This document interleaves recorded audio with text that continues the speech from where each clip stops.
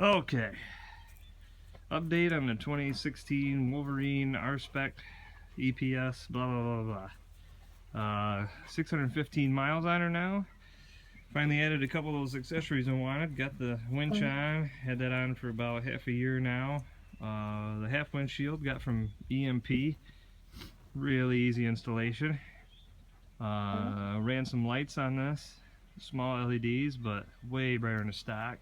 Can't even tell the stock lights are on. Griffin's checking out the machine. I just got it washed off a little bit. Yeah, a little dirty. Got the HMF slip-on pipe on. Didn't get the head pipe, I just got the slip-on. I couldn't really justify getting the head pipe. I don't know if that makes a big difference or not, but we did put the EFI controller on, and it does seem to make a little bit of a difference in power. Definitely pulls a little harder off the bottom.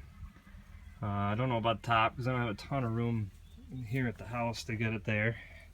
Had to replace this plastic. I put a nice big hole in it right here. It had a frozen stick and it just blew everything out this winter, which is pretty rare. It stayed pretty warm in New York this year, which was very nice. Tires held up pretty well, 615 miles. I don't know if you can get an idea of the tread on the video or not. We'll see how that comes out, but I think they do pretty good. Again, there's the 2 O's on the Wolverine, and a pretty good amount of tread left. I mean, I don't get stuck anywhere, and with the 4-wheel drive, it tends to do pretty well. I'll fire it up here in just a minute, and you can hear that slip on if you're looking for one. I am running out of room for my wiring though. I got the winch in here and the lights just for those little LEDs, and yeah, it's getting pretty packed underneath the hood here, but I guess we'll cross that bridge when I need to change the battery. So far it hasn't overheated, which is nice. I can't say the same for the Can-Ams that I've had. You get a little bit of mud in the radiator and she likes to limp home all the time. Not so much with this one, it just keeps on going. Fan runs a lot, you know, when you're getting it plugged, but it does pretty well. Let's see, when I did the EFI controller, if you guys do that, if you have a Wolverine, you know that comes right out. I ran my box right up into here, so it's pretty easy to get to. Hopefully I won't get too much crap on it. See a little bit of splash in there, but it wasn't too bad to install. I mean, if you're like me and you don't know a whole hell of a lot about machines or take them apart or mechanically inclined, it's kind of a job. All the back, this makes it a lot easier if you take the bed off, but that means you gotta take off these pieces, unscrew half of that at least. Seats got to come out.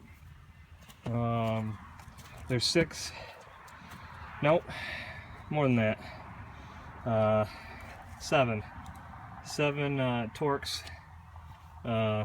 They're flanged bolts there that hold it down.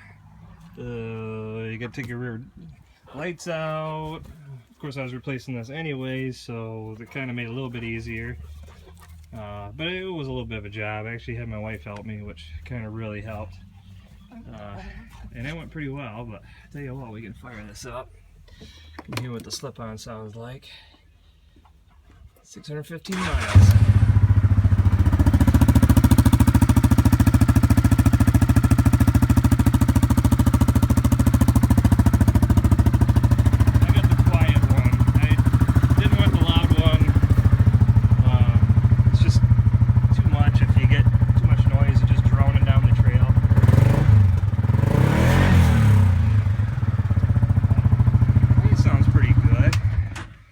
I have a little more nuts to it than the stock one, but other than that, really happy with the machine. Say it hasn't left me stranded anywhere yet. You know, got some damage here and there, but I'm a little more rough on the machines than most people I know. I figure once I buy it, it's mine. I can do whatever the hell I want to it and fix it whenever I break something. So as my buddy would say, it's not a rocket ship. So I mean, a lot of fun.